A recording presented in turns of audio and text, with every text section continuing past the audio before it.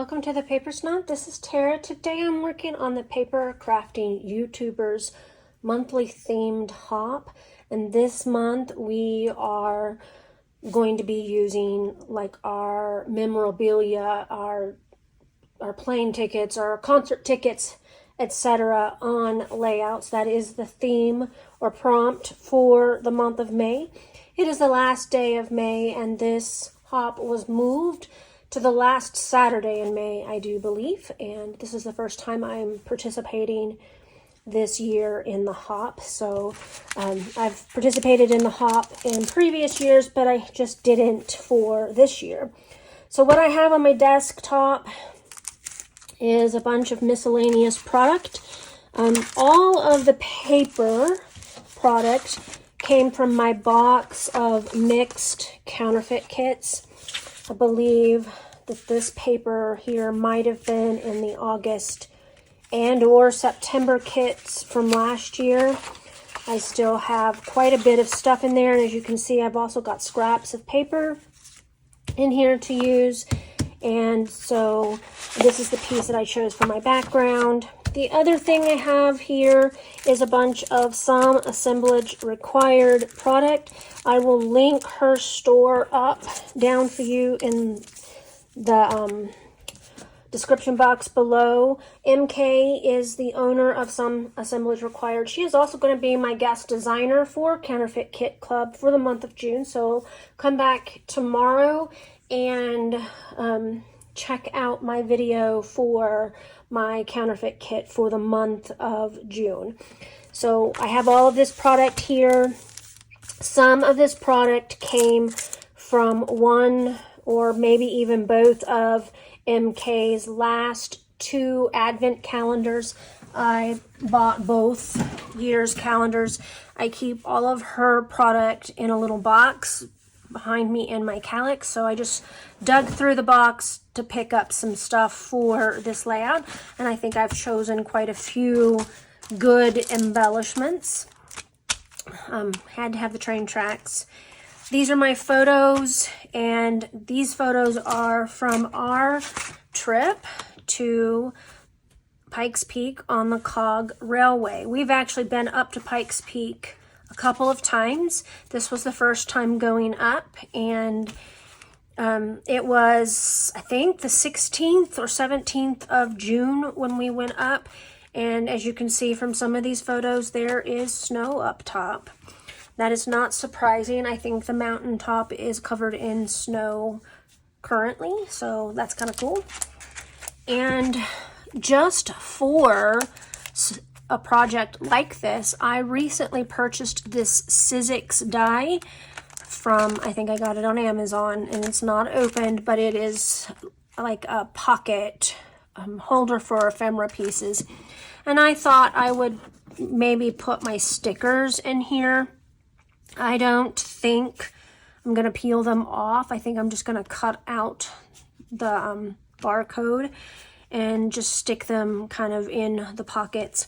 The other thing I have is the little brochure from the top of the mountain and a postcard that I bought in the gift shop along with the stickers. There are other photos of us up at Pikes Peak, both from this trip and from the second trip where we drove up with our granddaughter. No, we're never going to hike Pikes Peak. Nope, not going to do it. That's an overnight hiking trip, and I don't camp. Nope, nope, nope. So I'm going to pause. I'm going to get started with this layout, and I will be right back.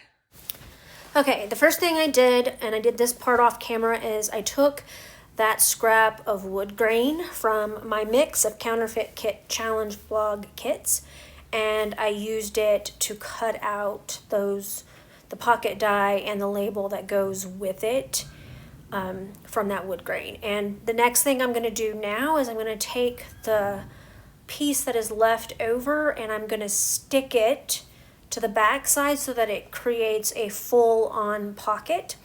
I also pulled a sticker from a sticker sheet that you actually can't see. It was off to the right, and it was a sticker sheet from the collection that I'm using in my Scraplift Crafternoon video for tomorrow. It is the Simple Vintage Wilderness, I believe is what it's called, from Simple Stories. It's one of their new collections. It's really great for outdoors photos, but that is for tomorrow's video. But that's where that phrase sticker came from.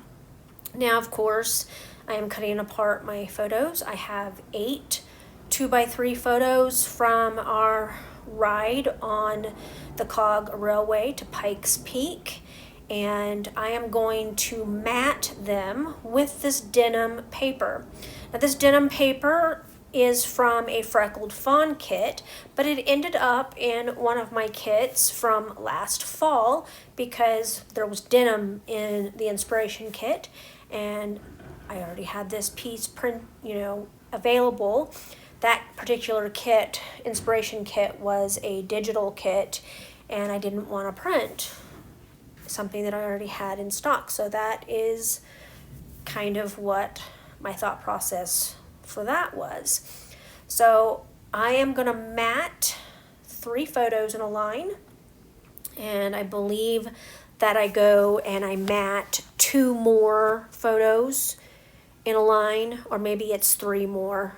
We'll see. Let's see what we're doing here. One of the fun facts about this particular video, I am actually video chatting as I work, and this is going to be a test to see if I can actually do 2 things at once, both of which need to have my full attention. Probably a little bit crazy of me. So anyway, here is the second set. Now, one of my irritations with these 2x3 photos is they're not perfectly 2x3, and you may see that as I piece them together. That mat was not going to work. I was hoping to use the scraps as I went, and I can piece, and you've seen me do this on camera before, I can actually piece together mats, but again, like I said, I'm actually talking to somebody, so I didn't want to have to sit and try to do that as well. So I've got, I think, 7 of the photos matted at this time. Anyway, so what I'm doing now is I am working on getting this background set up. I knew that I wanted to use the striped piece, and so I'm going to cut off a little bit of the stripe, and I'm going to put the rest down. All of the scraps that are large, that are at least 12 inches long, are going to end up back in my box of mixed kits. I am not going to waste them, but the smaller pieces I will trash. I'm going to use this piece of wood here, and I'm going to place it underneath my stripe. This is my way of kind of giving it a rustic feel, and then I'm going to go ahead and get this denim on here.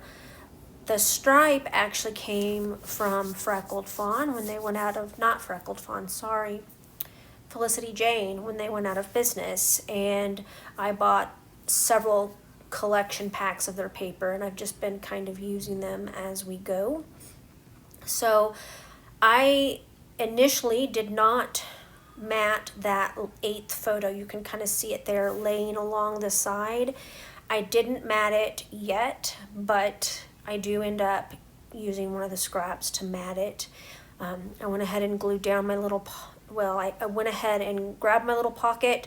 I have the brochure from our cog rail ride up Pikes Peak, and I am going to adhere it to that left-hand side of the layout right there underneath that pocket. The stickers I purchased specifically for a layout with no idea how I was going to actually use them. So those kind of made me happy when I purchased them. So I wanted to make sure I got at least 2 of them on the layout. I really do try to get this 3rd one on here, and I just never like where it ends up, so I pull it. And you're going to also see that I have a little bit of a struggle bus trying to use the railroad wood veneer from MK's shop. Not because it's not great and wonderful product, it's just because I couldn't get it to look right in my mind, so I don't end up using it. So here's where I stuck that 8th photo in the pocket. It is not going to end up in that pocket, unfortunately, because I'm not wanting to make this a truly interactive page. In order to look at the items in that pocket, you will have to pull the entire 12 by 12 layout out of my page protectors. A lot of times when I make an interactive page, I make it to where you don't have to do that, but in this instance, I'm not going to do that. And so I will end up moving that photo over on top of those two photos that are on kind of in the middle. Here's where I'm starting to work with the wood veneer. I don't use all of the product I pulled from Some Assemblage Required. That is okay. I tend to always over pull stuff when I'm working, and this is just one of those cases. So I wanted to use that circle sticker and then put the half circle railroad tracks above it, and I just never actually like the way it looks, so it doesn't get put on there. And in fact, that circle sticker actually comes off the layout too. I just had too much pattern going on, and I really didn't want there to be so many patterns on there. And so you're just kind of seeing me move things around. I realized that I needed to get my title on here before I really made some major decisions with those railroad pieces. That title is down there on that pocket, and I like where that ends up. So I'm sticking this sticker back in there, trying to get that half circle railroad on there again. I leave it there for a few minutes, but I do believe I eventually take it off completely.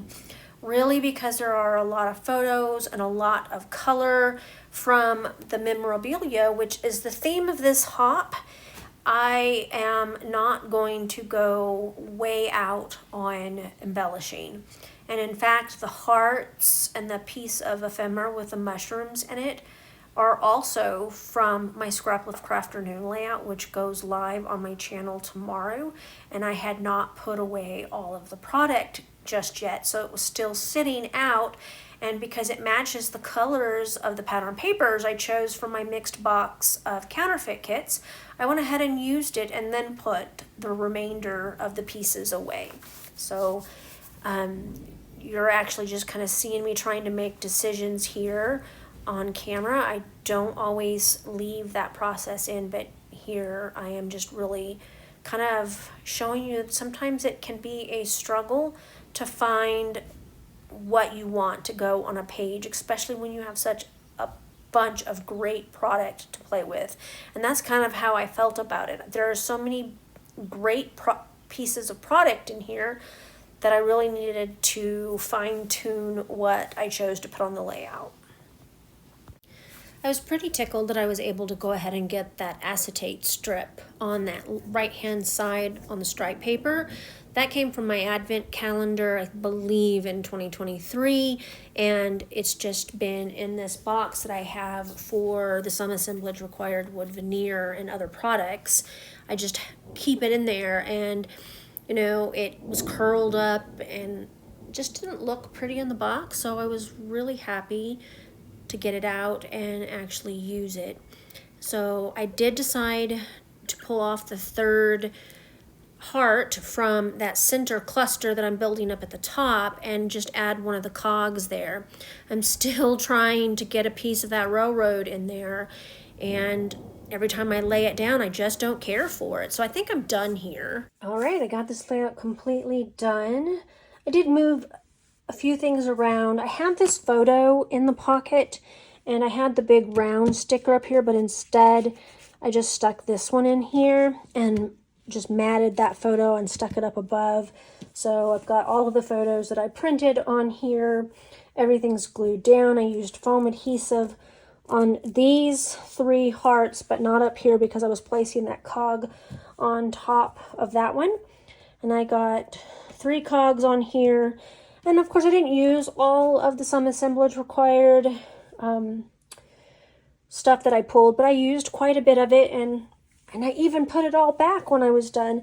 This here was from one of my advent calendars from her shop.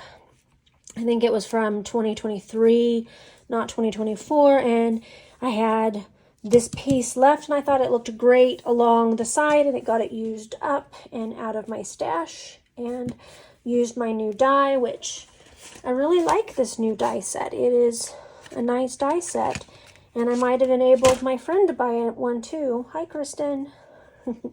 And so anyway, everything is all done. I've got my journaling, I've got my date, I've got everything on here. I've got my memorabilia on here, which is great.